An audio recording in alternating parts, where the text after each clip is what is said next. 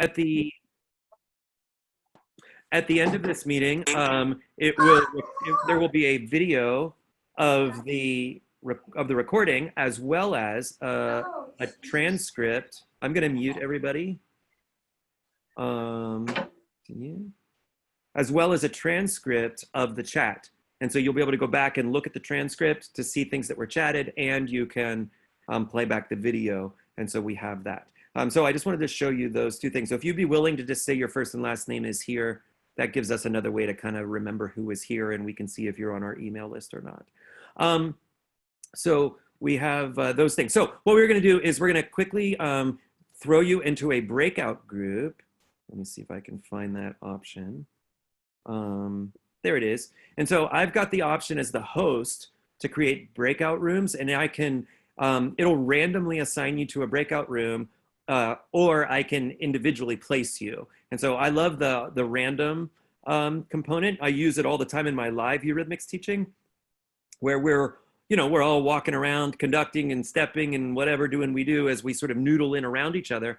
And then I assume everybody's, but certainly one of my protocols is, without too much advance notice, I'll cadence and pause the room. Sometimes I'll even interrupt my phrase to make it even less predictable where everybody would end up. And we'll pause, and I'll say, let's pause for a moment, and would you please turn to your neighbor?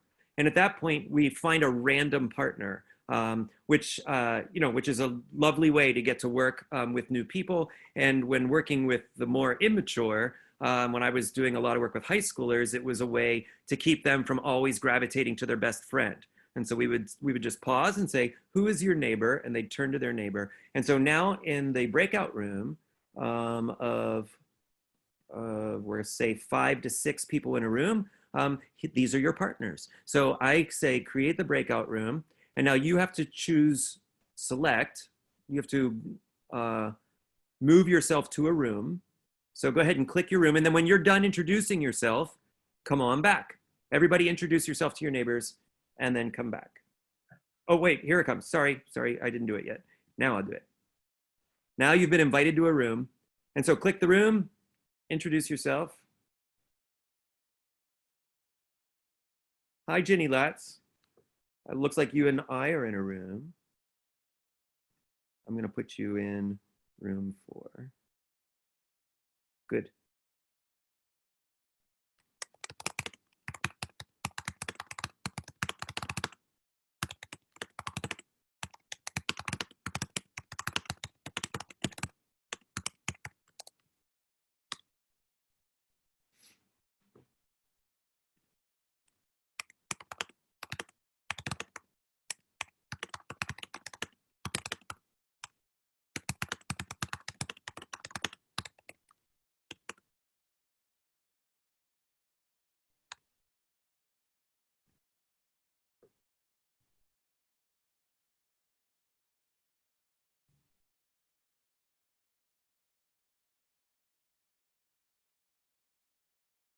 Hi, Jill.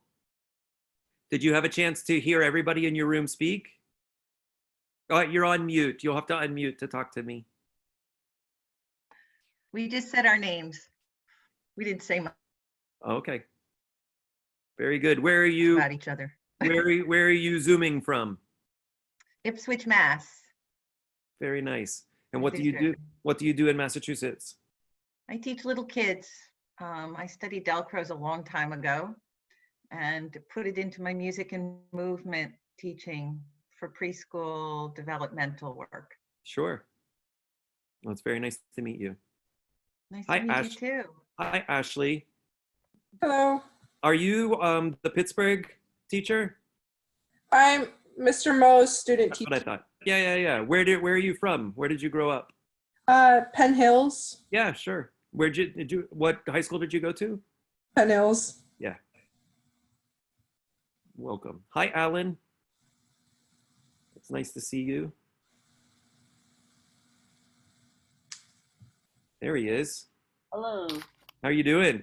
Good. How you doing? I'm doing okay.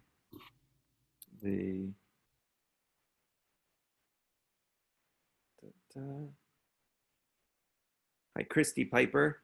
I don't think I've met you before. will you tell me where you're located? Sure. I'm in Brunswick, Ohio, and that's me. Right We on. have not met before. What do you normally do in Brunswick? I am a K-5 music teacher in a public school. Very good. And has your school now attempted to move online? We've been online. So in Ohio, we were given a 3-week mandatory break by our governor. Yep. So this is now the start of week 3 for our spring break. And for my district, week 1, we did online instruction. Week 2 was our actual spring break. And this is our 3rd week. So we're back to online instruction right now. Right on. And I anticipate, like, Governor DeWine has been very active in shutting down things and quarantining. So we're down to just essential places open right now. Yep. Well, I anticipate sometime this week he's going to order the schools be closed longer because we're supposed to be going back to school next week. But I really don't see that happening. Yeah, that's very much the same in Pittsburgh. They've said in Pittsburgh that the public schools will go back not sooner than April 14th, and we're fully expecting them to just shut it down the rest of the time. And we're all only non-essential things are shut down. So you can't get a haircut. I know, it's terrible. And so everybody said we're just 4 weeks away from knowing everybody's true hair color. My roots are showing already. Like, so at our house, what we've set the bar as of normalcy, like when will things return to normal? Return to normal has been codified as when you can go get a haircut. So if you can go I get a haircut, agree. that means we're back to at least enough normal that you can do that. It looks like everybody's back. So that's how the breakout rooms work. Hopefully you had a chance to sort of say some names and maybe a sentence or two about each other. I've been using, so today's, Chris, Can you you have a, say about neighbors, how you solve that, even within the breakout room? Is that possible? well, yeah, so the breakout room, so the statement, I was just sharing that when I teach, and I spent a lot of time working with high schoolers, and I've spent, like, my main crowds are currently are university students, but I also spent more than 20 years working with high schoolers. And really, I found that at all ages and in all maturity levels, even our like outstanding professionally minded, summer, certificate and license minded students, like at all levels, whenever asked to find a partner, you can't help but have the instinct to go for safety. I just feel like that's almost everybody's instinct. Now, some people have an added dose of either adventuresome, or maturity, where they'll go, oh, I know I would like to be paired with Jill because Jill and I are best friends and she just always makes me feel safe. But I probably should try to work with Ruth because I know she'll challenge me. But most of us don't have enough whatever to be thinking that way in the moment in the Eurythmics class when we're told to just go get a partner. And so so what often happens, and really I see it at all levels with adults and certainly with children, is that if I, as the teacher, do not work thoughtfully to help the pairings come out equitably, then people will just retreat to safety, which is very often the code words for less work getting done, certainly less creative work, and very often feelings getting hurt because of somebody who is less desirable by somebody's standards doesn't get a partner. And so the wording that I've always used, the protocols that I've always used, which I'm sure I learned from my teachers, was I don't give a lot of advance notice when we're about to break into partners or small groups. And I never use the wording find a partner. I never say that because that now gives everybody license to go choose their partner, which isn't what I wanted at all. I wanted you to have a partner. And so my wording is, who's your neighbor? Who is your neighbor? And so I paused the class. We were moving, we paused. We just happened to be randomly where we are in the room. And then I say, who's your neighbor? And everybody turns and looks because they don't know the answer. Who is my neighbor? And they turn and go, oh, Alan's my neighbor. And that's the answer, as opposed to who do I wish was my neighbor or who could I partner with? I just turn. And that's my question. Is there a turn and look button? Sort of. So it's set by me, the host, and in the breakout room option, I can choose to assign the rooms at random.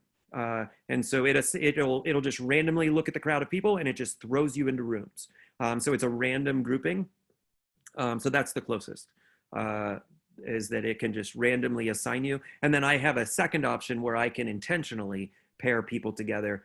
And I can also set the size of the rooms. So it'll set the rooms, 2 people, 3 people, 4 people, 7 people. I could split you, and very quickly I can choose the size of the rooms and the number of rooms and randomly assign. So that was that. Where are we at, Veronica? Cool, welcome. We are, so if you haven't looked yet, at the very top of the chat, you can scroll up to the agenda and resources doc. And last week we focused on pre-recorded video strategies. And this week we're talking about live video. And I have a list of a couple people who are going to talk for 5 minutes and then we'll do the discussion. But I think I might have made a mistake because Jeremy, you didn't want to talk today. Is that correct? I'm happy to do whatever you want. Okay. No. Oh, wait, this is the one. Sorry, that was last week. See, my brain is going crazy. My bad. Jeremy, please take the floor for 5 minutes and I'll pass it on to Emma about live teaching. Sure. Well, so the past 2 weeks, I have moved 100% of my classes online and to working with Zoom, even like my 4-year-olds. And I'm not sure what would be the most useful for this conversation for today. But one of the things that has come up in my teaching so far is making sure that parents understand ground rules for when you're working with children, that there needs to be a grown-up in the room. And there's a couple of ways to make that happen. One is to say, I need a grown-up in the room, which I do say, but then to make sure that the parents have something to do. Part of what makes this work happen is, like what Stephen was saying, is the social interaction component. And if you don't have that, it becomes really, really challenging, especially if you're 4.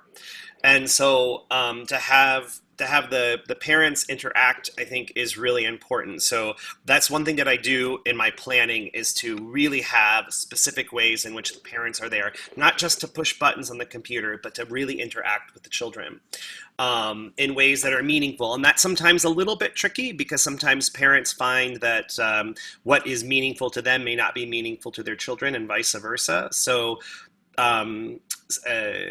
for instance, this last week, we did a whole session on bugs. And so we were ladybugs, and we were dragonflies, and we were snails, and beetles. And so, at that moment, I let the kids be the creatures, and the parents, but for instance, might be a place where the kids go from and depart to, that kind of thing. So they're kind of like home base. So those are some things that I'm doing with my kids to help. The other thing that I think is really important is how we consider time, space, and energy as a strategy and technique. That, when you're working with kids, oftentimes we'll say, find your own way of doing X, Y, and Z. And I feel like it's much easier to do that in a group. But like, for instance, this past week, what I said was, because we were working on 2 time versus 3 time. So we were doing knees and friends and knees and friends. And then I just said, find another way to tap. You could tap shoulders, you could tap nose, you could tap head. I don't care what you tap, but you have to find a way to tap with your parent. Normally, I would go through and showcase that. But when you do this in a computer way, it's much harder to maintain. So then I just had them find their own way. But then I had one way that was all the same. They all had to touch knees. And that made it really easy for me when I was sitting at the piano and I'm playing. I can quickly assess who is with me and who isn't, and then I can help them to be more with my music. So I think that getting creative with and more purposeful, even more purposeful, I guess, of how we use time, space, and energy is really useful in these environments, because it's the real way that we are going to be able to assess. At least that's what I've found. Tried to think what else. Oh, and then for my older kids, something else that I've been doing that has been useful is when if I want them to do a solo with something, let's say they're gonna play and sing a song using their Metallophone, but I want them to have some support. Then I actually play. I send out a recording of that before the class, and either they press play and they play it while they're playing it live for me, or I have them make a recording before class and then they send it to me. And they can put it in the chat box, they can do whatever they want. But if they send it to me in advance, then it's really easy for me to just press play on my screen and everybody can watch, or I can just make an assessment and go back and forth with them. But I've even done that with improvisation, and then I'll stop talking. But like, let's say I might have an improvisation type activity where they have a melody that goes, bum, bum, and there's a blank, and then they repeat. So I leave that blank measure, and they have to play on their Metallophone, they have to sing. But it's a way to get improvisation involved, where you have kind of like a form, you have a structure, and you can have them press play at home, and then they fill in the missing blanks, and with whatever they want. And you could have it be as long or as short as you feel is comfortable, but it gives them a little bit more safety, which I think is really useful. So anyway, that's all I have. Thank you so much, Jeremy. Really appreciate that. Emma? Hi, everybody. Not only do I use DSR curriculum, but we had a week of spring break classes this week. So I think we taught 25 classes this week of different topics. And one of the classes every day, or two of the classes, involved Eurythmics activities. And I just want to speak a little bit because those are all really good ideas. So I thought I'd just talk a little bit about the socialization aspect. A lot of these kids or students have not seen their friends, or are only speaking to family members or their quote unquote best buddies. And so this is like a whole other socialization aspect to their lives that they might be missing and not realizing it. So we had some little ones who, had just seen their preschool teachers for the first time, or just seen their second grade teacher, and then were coming to class and were feeling pretty sad and had to find ways to talk about it. So I got really interested in using some dance manuals that have some really clear ideas about how to set up movement activities.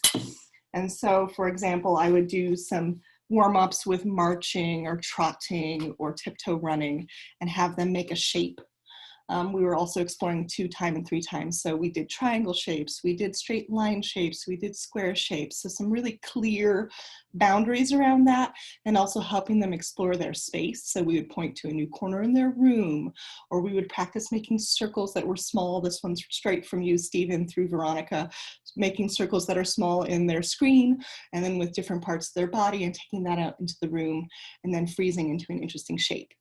And then I would give kids an opportunity to use that movement and then tell us something about it.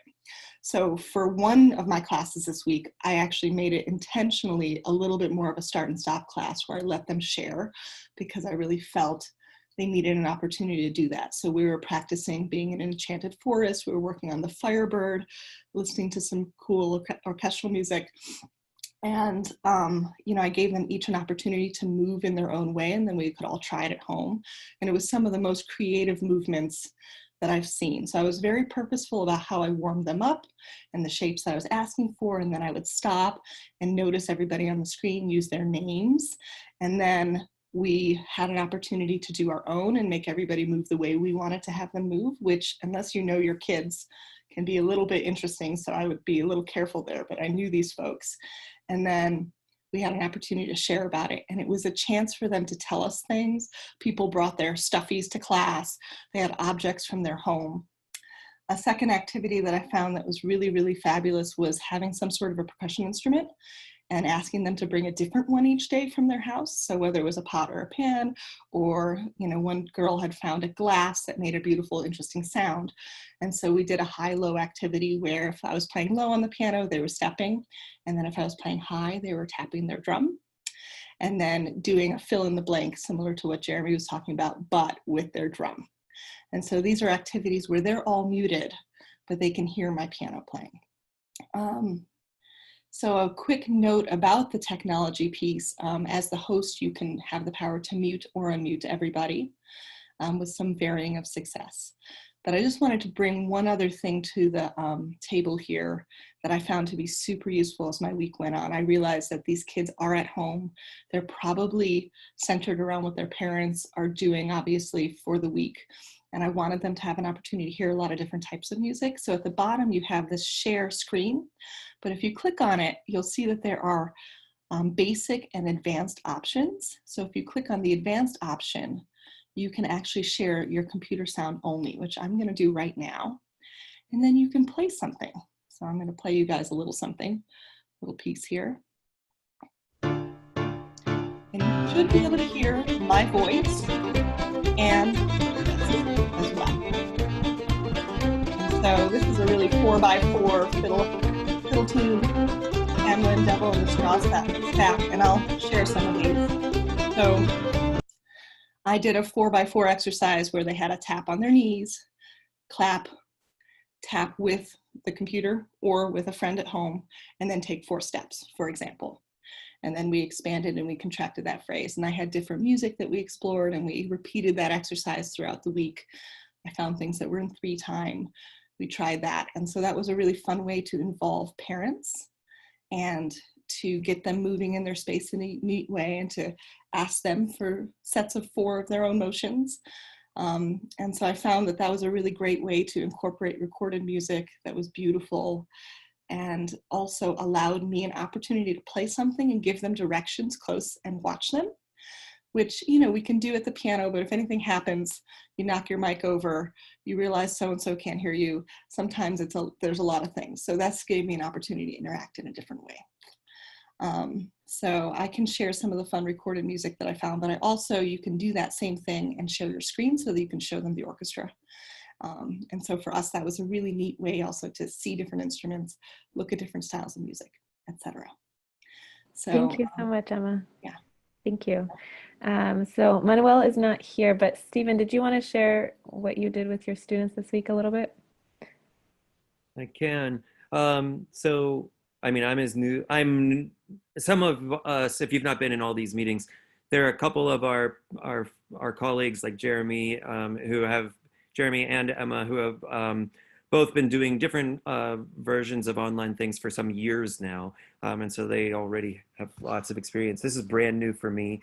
I'm now about 2 weeks in and was super skeptical over what I thought I could accomplish with my students through these technologies. But I'm pleasantly surprised almost every day now that I'm doing just what is possible. Obviously, so much of what makes our work critical, you can't do it because we can't be in the same room. We can't move together at the same way. So any of that is all lost. But it's not to say that everything is lost. So Jeremy's demonstration just there where he played and then there was silence for them to do something and then to play. I've been able very successfully to do those types of things the last week. Here, let me just show you, and apologies if I showed you this picture before. But this is one of my classes. I have somewhere between 40 and 60 students at a time, and these big breakout screens. That I'm watching in gallery view. And so you can see this little clip into their living room or their bedroom or their little basement study or whatever it is that they're doing. And if all we're doing is kind of talking or doing, light things, it's not that big of a deal, and we can do rhythmic sorts of stuff. But if we were really going to attempt motion, I was just really skeptical as to what was possible. So I gave my students a little bit of a heads up and said, hey, next class, you need to clear a space, and we're going to try to do some movement. This is a point in my with my freshmen, second semester freshmen, where I'm really trying to build toward true plastique anime as a series of classes and things we're trying to get to. And we don't use that terminology explicitly at the beginning. Instead, I have a whole series of movement vocabulary classes, is I guess what I would call them. Like we've been doing things interspersed all through the first semester, more and more expressive movement, more and more big body, more and more creativity and improvisation and all. And now all of a sudden we're in the second half of the second semester, and they'll have a final exam of a true straight up traditional plastique anime is the goal. And so I have to have a series of classes to get us there. And I'm just like trying to figure out what the heck are we going to be able to pull off through this technology. So I thought, well, I know these students well, so let's just try. So I told them all, clear some space. We're going to do some things.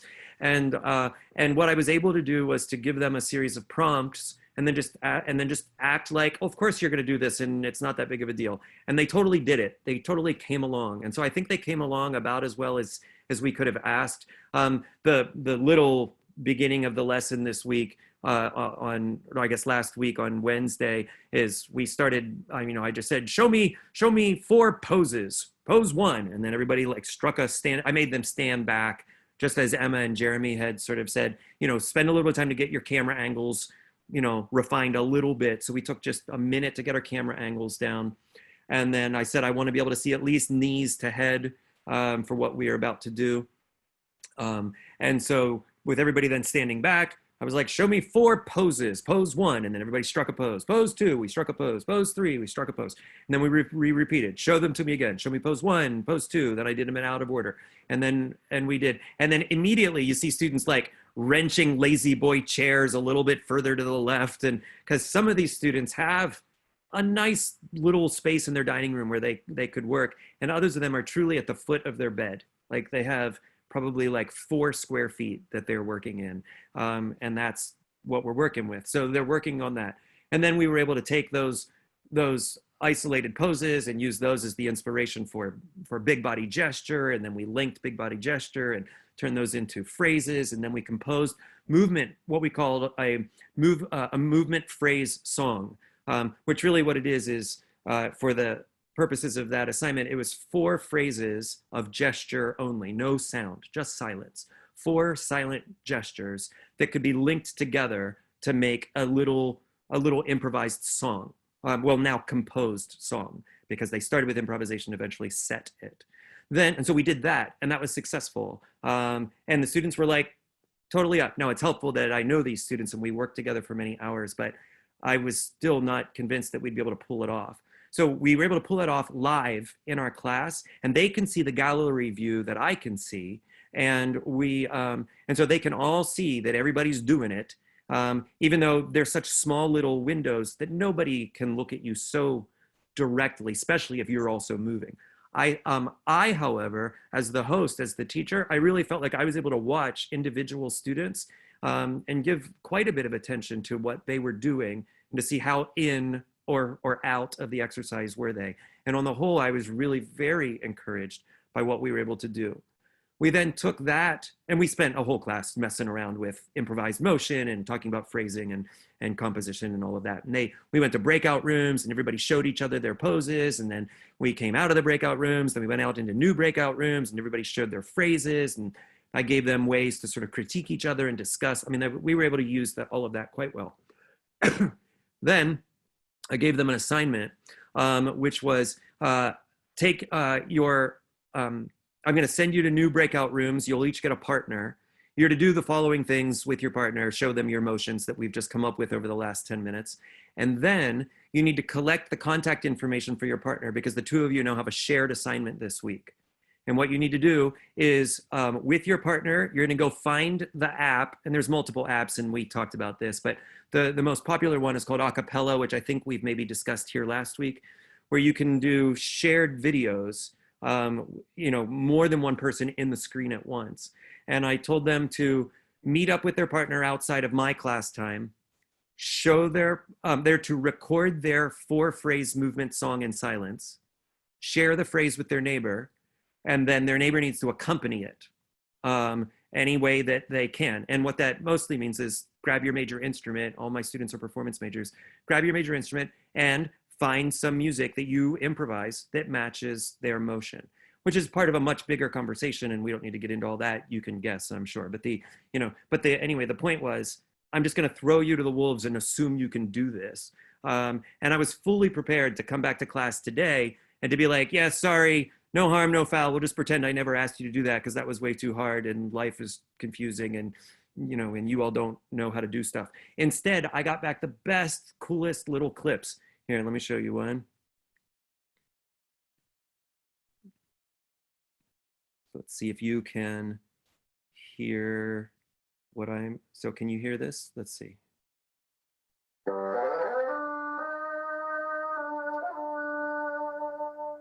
We can hear it, but the picture isn't moving. So we hear a picture's not moving. Ah, really? The picture's not moving? We hear a saxophone. Shouldn't we? Oh, wait. Oh, I see. I pushed the wrong one. Let's try this one.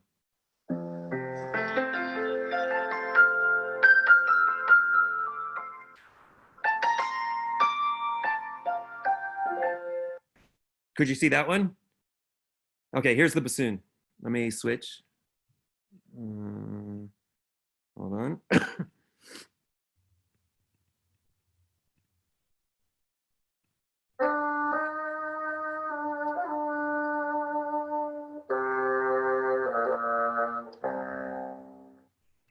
And so they're just little, what we would call studies. They're just little clips, the little beginnings that then give me something to work with, give me something to build on. I should just reinforce for everybody, if you aren't aware, these students are not at all trying to be teachers. They're not turning into Dalcrozians or whatever. They are musicianship students. They're performance students who are trying to use these techniques to learn something about their own musicianship and their own creativity. And so we go through many, many, many little things that eventually turn into pretty big things. And so this is, you might consider these as, pre-plastique anime study number 1, or number 4. And so now that they've done that, today's class, they showed these they have to go back and discuss now certain points of these with their neighbors, with their partners, and we start to dig into it a little deeper, and then we'll build on it, with future things. But I was just absolutely thrilled, both that they were willing to move at the foot of their bed with me over Zoom, and I was also thrilled that they were able to make use of these kinds of technologies to submit assignments that were collaborative. And so I just thought that was really exciting. So thank you so much.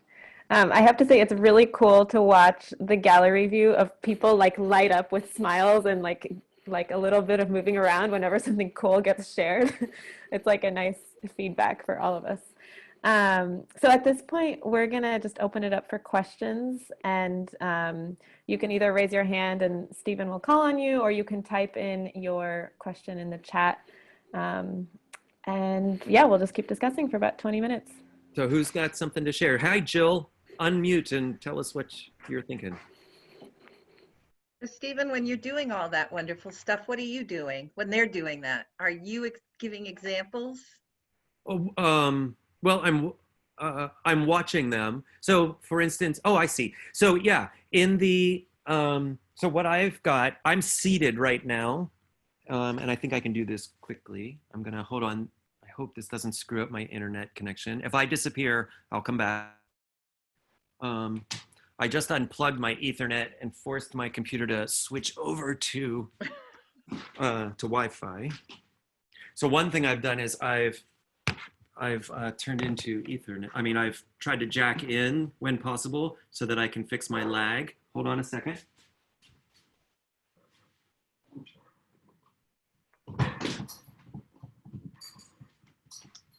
Okay, and so this is, what I just did was I just plugged in my, my lighting. So I'm switching now from my seated space. Come back. There we go. Oh, can you see me? Almost. There we go.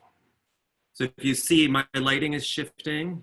And now all of a sudden, hopefully my video, there we go. My video is going to catch up. And so this is my standing desk that I had to make. I didn't buy one, but I got a platform up high, a series of platforms up high. I also created a special lighting so that I'm lit better to be seen. And then I can angle this down a little bit and come back here. I'm not gonna switch my view. There we go. And so I can be here. And now I don't have so much space, not nearly as much as Jeremy or as Sonia last week has, but it is enough space that I can demonstrate things. And so in those pre-plastique kinds of exercises, yeah, I'm building what we call a movement vocabulary. I'm trying to just give them things to choose from. So you can, the obvious things of you can be very high and you can be very low, and you can do things near the body and away from the body. And I can do things leading with hands and leading with elbows, and and we just will little by little over a number of situations, of settings, build up that vocabulary so that when I say, now go do a fourth phrase movement song, they got things to pull from. Exactly. Okay, thanks. Who else? And we don't have to talk about me. What else do you all want to talk about? There were some questions in the chat from Anthony. How much are you leaning on material that you might have introduced before the classes went remote? Also, am I being paranoid to start thinking about the fall? Those are both fair game. Both of those things. I'm pulling immensely from our past work together. There's no other way to say it other just than one of my great advantages is with those freshmen, I already have about 55 hours live logged with them in a shared room, like when we're actually physically in the same room.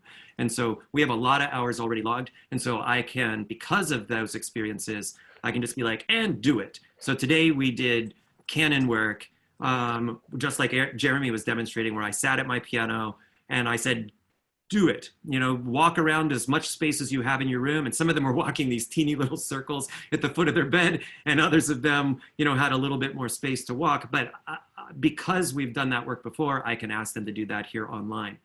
To speak to your second question, I don't think that we're being paranoid to think there's a chance we're going to be in the same position in the fall, as sad as that makes all of us. I think it's very possible. And I know that behind the scenes, Carnegie Mellon is talking about it. I mean, they're wondering. And then what I've said, and I'm definitely thinking, for any student that I've had this live interaction with before, we can keep going like we're doing.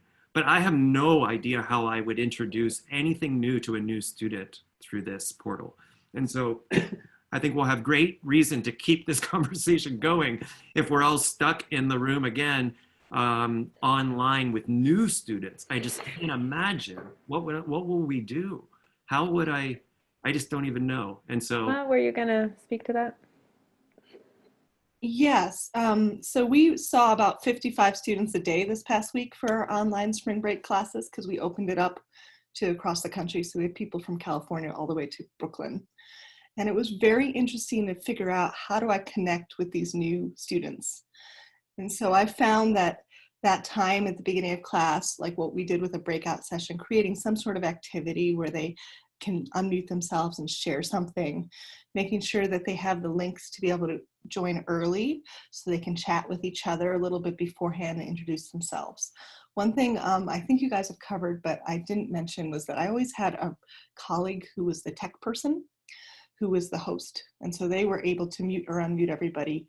So the person teaching could just teach. Now, not everybody has that luxury. And if you are working with older kids or adults, then I don't think it's quite as necessary. But in that younger format, as I was trying to connect with the students, to have to worry about technology at the same time felt like a lot. So at least in this first while, we always had a co-teacher or somebody whose job was just to do the technology end of things, to take the attendance, to make sure everybody was on, everybody had their telephone number so they could call them if they needed help.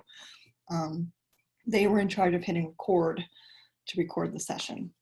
They helped out if there was any issues. And so that really alleviated some of the stress. And one of the big things is finding the right way to include somebody and figuring out, I think for the younger ones, what is their jam? Are they into the animals? Do they have a special percussion instrument at home? Or do they bring a stuffy to class? Do they like, doing an activity with their parent and that sort of thing? So I kind of made it a thing where I had everybody bring a certain set of materials to every class throughout the week, and I saw them every day. So this was kind of a unique opportunity to try 5 classes in a row for myself with a particular group. Sometimes we had new kids coming in. So they always had a ball, they always had a drum, they always had a scarf. And we used those materials, and they always had a moment where they had scrap paper and something to write with that we could draw a picture or show something. We were either working on notation or showing a phrase, and we could share that with each other. So these moments to do something unique or special, and they loved the idea to bring something from their house. And so if they had their stuffy and they didn't have a ball, then we got to practice safe tossing of scarves or safe tossing of stuffies, and learning how to use the materials was a lot of fun. And I got feedback from colleagues in Las Vegas that they really this is a highlight for their son's day, for example, was to what materials he would gather to use in music class to accomplish the goals. Super. Thank you, Emma. Jeremy? Yeah, I just wanted to say that when you set up your Zoom classes, if you set it up as a recurring event, like you schedule it as a specific event, like for instance, I might say Rhythmic Solfege 1 Tuesdays at 5 o'clock. If you share that with the students, then, and you go through your settings and you make sure that your settings are in good shape, meaning that you don't set up a waiting room, you don't enable a waiting room, but you allow them to just join the class, then they can actually use that link at any time to make a connection. So students could use that link to get together and have a Delcros practice if they wanted to. They could work with other students in the class, especially for older kids. That's particularly useful. Kids that are in rhythmic solfege that are working on repertoire, or they're working on sight singing or any of those kinds of things, they could actually just use that link and they can immediately connect with other students in the class. And it also, like what Emma was saying, is useful too, because then they can actually join and be communicating before you actually get there. So if I'm running late with another class, they can be on and chatting with one another and practicing or doing whatever they want to do. So, but the only thing is you just have to make sure your settings are correct. So make sure that you don't have, make it so that way they are not muted, or that their camera is on, all of that kind of stuff, and that you don't have to admit them into the class. Because if you have to admit them, then they won't actually be able to see each other. At least that's been my experience. So the other thing I wanted to say was it's a little bit like what Stephen and Emma were describing, is that I think that it's much easier than I think we might be originally thinking about, to do some of the things that are normal in a Delcros class, like to do a little choreography or to do a folk dance. So my kids, we did a folk dance together this past week. And again, I had to kind of rethink things a little bit because they were with a parent. But again, that's one of those things that a parent really appreciates, because I think every parent, I think people in general enjoy folk dance. So if you can do something along those lines, it gives the parent a way to be meaningfully engaged with their child. And so I think that's really great. And I saw a lot of happy faces when we did that this week. So that's all I have. Very good. Who else? Should we piggyback that a little bit to talk about how we use recorded music? Because I saw Cynthia put that in the chat box. Cynthia, hi. One of the things that I think has been really important is to give, obviously giving clear instructions about what they're going to do. So I have found success with the little ones. If I give super clear instructions, for example, we did Vivaldi's Spring because we had a whole spring theme for spring break. And so we had some really clear instructions for what I was calling the marching section. And then when the rainstorm came, there was something we did with our scarves. And then the next day we added something in that we would do with the drums. So each time I introduced something new and I reviewed what came before, but also that I gave them an opportunity just to listen and explore.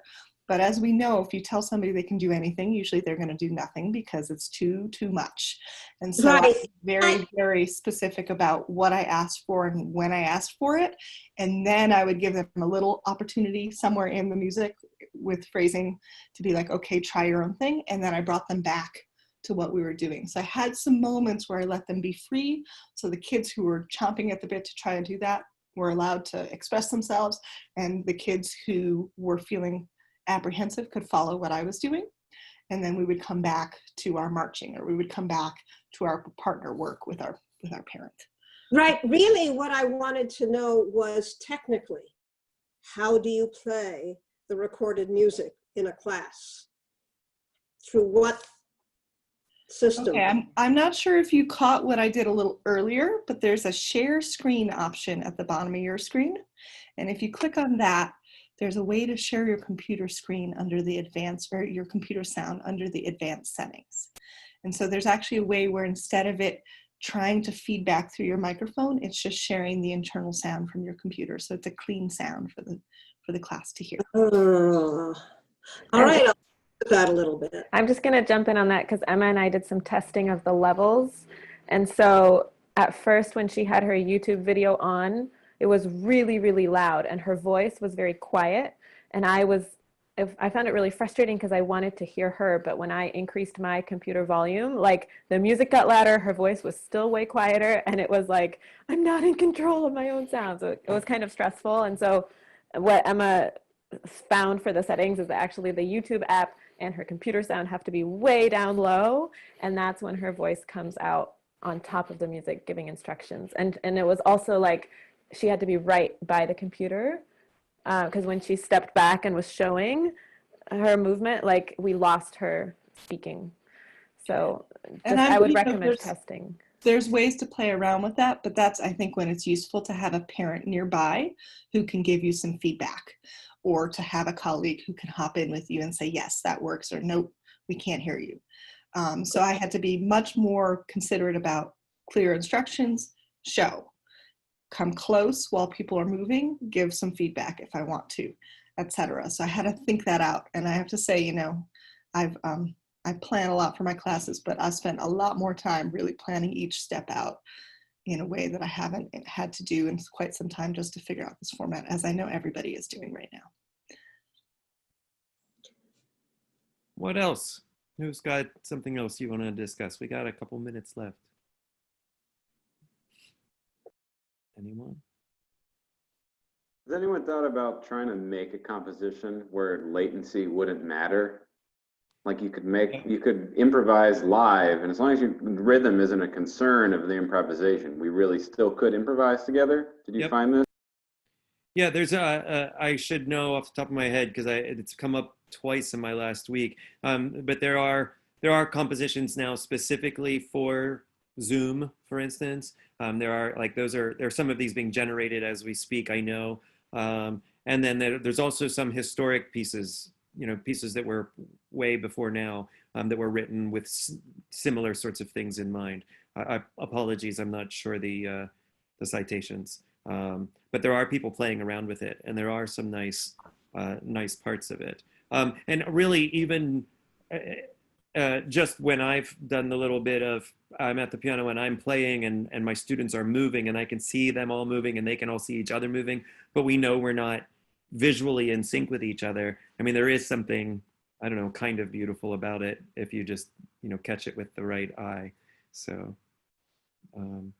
Jeremy? Yeah, I think that as long as you are using some kind of modal improvisation, I think that you can get away with a lot. I actually haven't been doing this yet with my students, again, because you know, when we're on Zoom, it's the reason why the birds chirping are it's just such a distraction, because it's not even that you hear the birds, it's that the birds come through and the sound hits one another, and then it garbles everything up. So then people don't really get to hear what you expect them to have.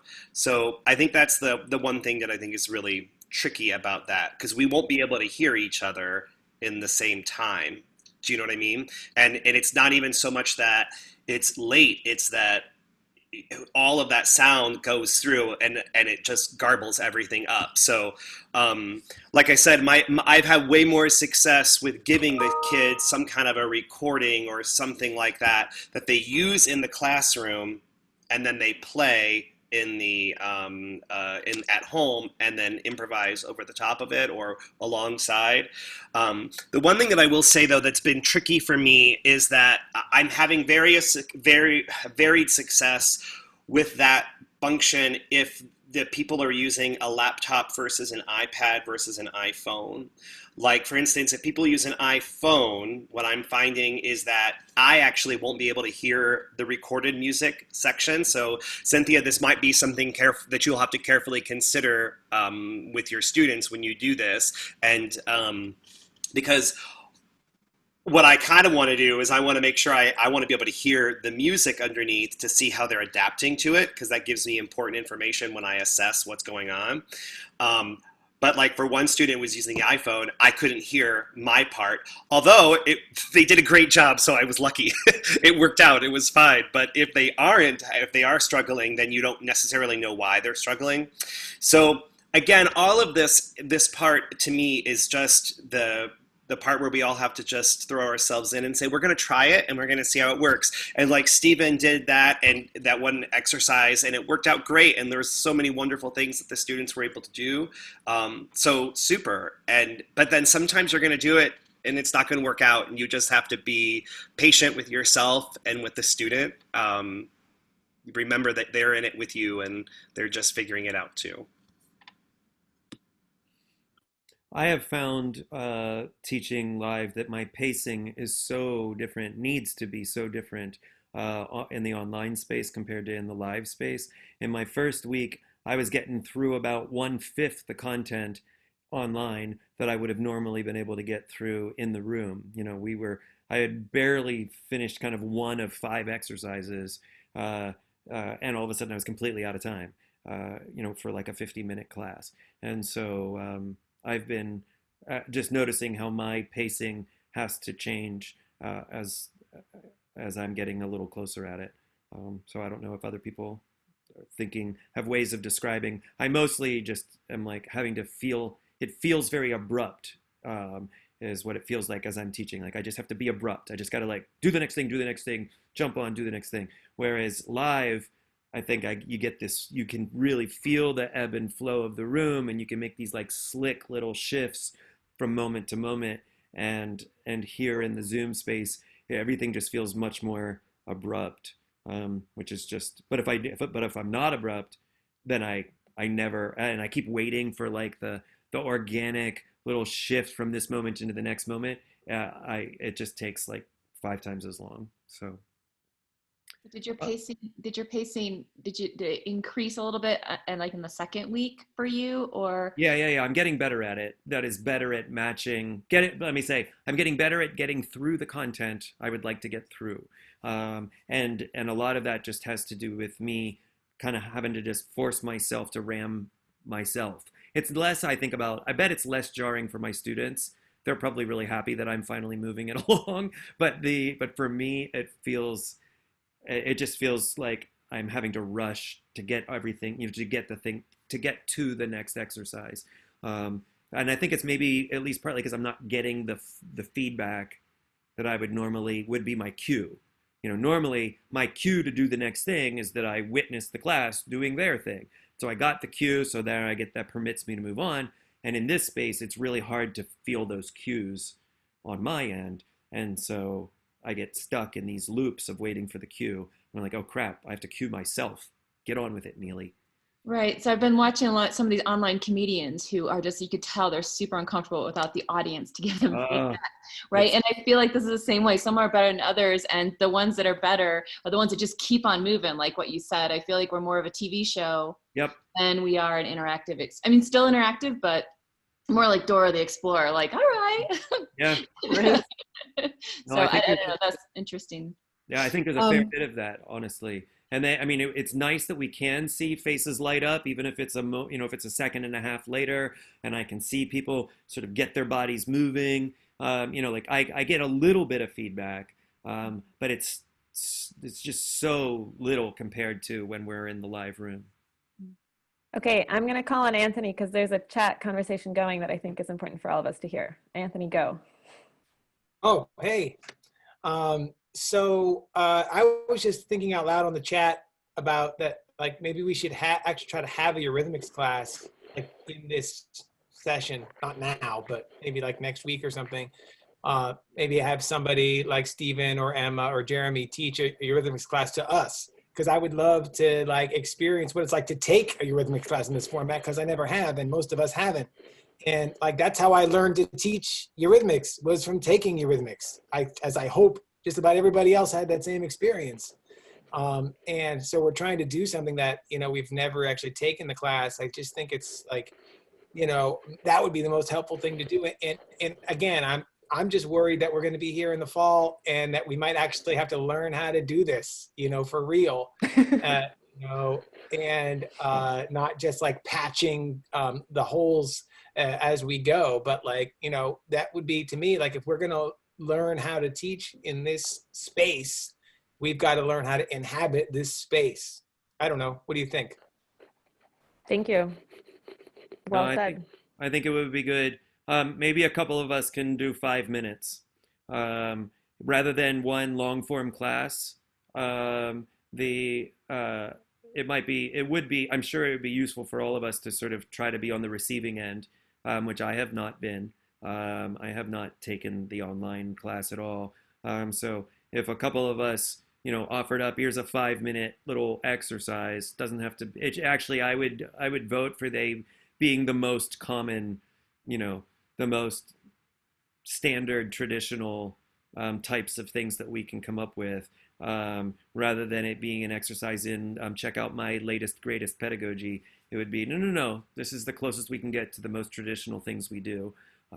So, I'll be happy to do a little conduct and walk in canon something, so if, really, if anybody has, would like to offer up a 5-minute something, maybe a little, I don't know. Or if there are requests, maybe you could type them in the chat box right now, because then maybe some of us can take like a request for a specific type of activity. Yeah, because it's been such an interesting week to explore for me. And one of the biggest things actually has been having somebody else who's an adult, who's watched classes previous to this, who know our students, who is there to observe and is not busy teaching, to get the feedback. So I think that this could be super valuable for everybody. Yeah.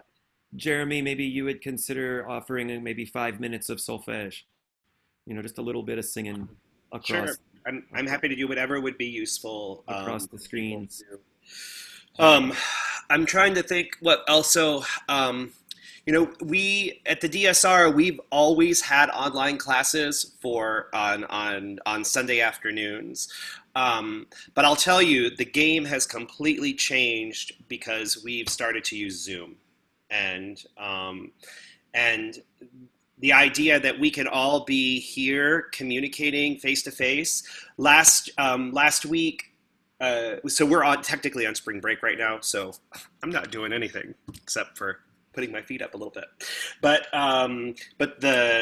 what we did in the last class really enabled for the people at home to have a much more interactive experience. And so my advice to everyone is just to try it. Don't be afraid. Just try it and see what happens. And the worst thing that happens is just like in any other Delcros class, which is, oh, that didn't work. And again, if you've got parents who are there, solicit their feedback, ask them what they wanted. I'll give you a quick example of this. I have a whiteboard in my studio that I use to write with, and it works great, and I've never had a problem with it. But almost all of my online adult classes, when I do that with them, it's in the morning. But in the afternoon, the sun comes in through this window and it makes a reflection on the whiteboard, and so the kids couldn't see anything. And so, and then I had a parent that suggested that I use my iPad, which we had talked about this before, but and so then this last week I actually did that and I used the iPad. And again, like what Stephen said, it's just your pacing is so much slower. So, and then it required too that I modify things on my iPad. I have to make it so that my iPad never shuts down, because that's also a concern. Because my iPad would go to automatic mode and then it would just turn off. And so then I had to go back in and sign in and blah, blah, blah. I mean, it just takes more time. But again, I wouldn't have got that if I hadn't had the solicitation from the parent, so the parent said, hey, here's an idea. And then just being patient with yourself, you're trying something new. So, but again, I'm happy to do whatever. So if that's Thank useful.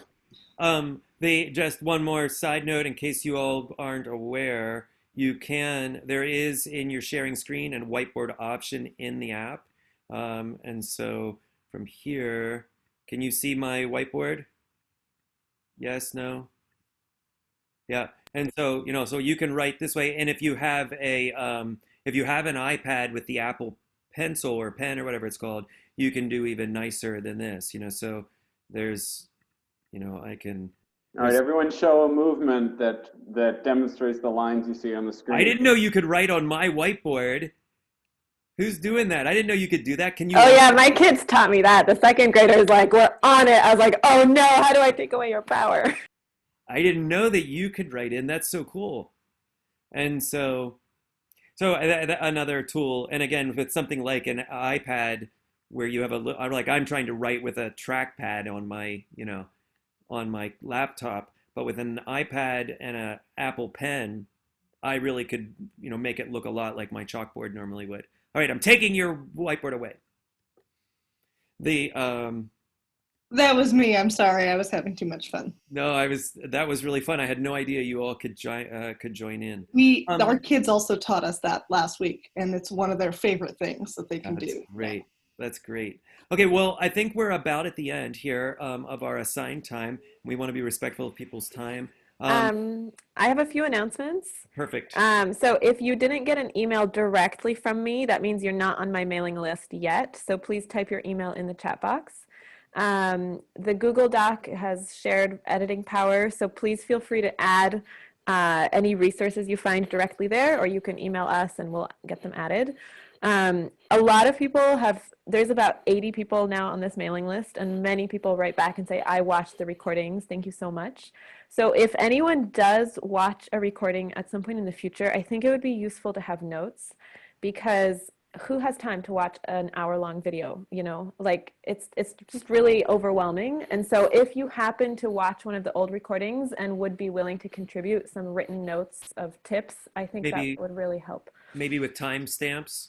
Sure. So if you're doing it, I find Great it really idea. helpful to know that, at minute 22.32, this that would be new awesome. idea was started. And then feel free to share the email that I have. I've been basically writing like a bi-weekly newsletter email with the recordings and with information about the next meetings. Feel free to forward that to people. We just ask that you don't post the recordings online or on social media. And I guess my question is, do we want a meeting next week? And do we want to keep meeting weekly, or should we slow down to every 2 weeks? Maybe you could just write your vote in the chat box. Yeah, my request for everybody would be to please say something in the chat box about, if you would like. What's been useful for these meetings, I think, is that we've had a bit of an agenda. And so if we are to meet next week, we need an agenda. And so maybe the agenda is we're going to do a couple 5-minute teaching excerpts and then discuss it. And that's sufficient. But I want to show up with a little bit of an agenda. And also, if you want to share something that you've tried that either worked or didn't work, you could have the floor for 5 minutes, and and really, like, please don't hesitate and don't be shy. We can all learn from each other. Absolutely. And we can keep that format as well. Good. Two more things from me. One is if you didn't sign in, would you please in the chat box just say your first name, last name is here. So Bill Bauer is here. Sean Hartley is here. And that just gives us another way of sort of marking who is at the meeting. And then speaking of Bill, if you go back in the chat, back to 202 in the chat, the Dalcroze Society of America is considering all the ways that it can continue to be useful, especially in this hour, in this time of the virus and so many digital things. And so if you see, Bill wrote, if the DSA were to create a space on its website for online music and movement resources that people like us have been creating, would there be any interest in sharing these resources with others? Just with the outside national, international public. If you have any interest in encouraging the DSA to move in this direction, please feel free to reach out to Bill at the email address listed sometime after this meeting. And so we want to definitely, we are huge supporters of the Dalcroze Society of America. This meeting is in no way trying to turn into some new society or into new anything. This is just a little study group is all that we're doing here, and just sharing, just sharing our experience. And most of the people in this group are members, active members of the Dalcroze Society of America. So, so the question really is, Bill is just asking ways that the DSA might continue these same types of ideas. So if you have opinions about that, please write to Bill and share that with him. And then separate, but not in any way opposed to the DSA, we'll continue having these little conversations here. Any other notes before we officially sign off? And then I'll stick around, as long as anybody wants. Bill, you got to unmute. Bill, unmute. I just wanted to make clear that a key aspect of this idea is not to make extra work for anyone. Lord knows we don't need that. But to devise a clean and dirty protocol for getting the information up in front of people in a way that's useful. So the thing is, once you have the resource that you've already made, we would create a place where you could just send a link and then have the opportunity to review it and provide additional commentary if you felt it needed it. That would be good. Yeah, and that makes me think of things like Anthony Molinaro's Mr. Mo webpage, where if he was interested, he's already got videos there. They're already publicly available. And if it was a place to further link those so that it would drive more traffic to those spots, that to me seems to make a lot of sense. If other people have websites like that, they should let us know also. Yeah, very good. Any other notes before we sign out? Then I'll say thanks. Thank you, everybody. Thank you, and thank you to Veronica again for all of her work and writing her newsletter and keeping the email list going and helping us set our agenda and the Google Doc. That's a lot of work that I haven't been doing and she has, so thank you, Veronica. If anybody else wants to stick around for another couple minutes, I won't close this meeting until it looks like we're mostly all out. Have a nice day, and we'll send out a note with plans for next week or the week after.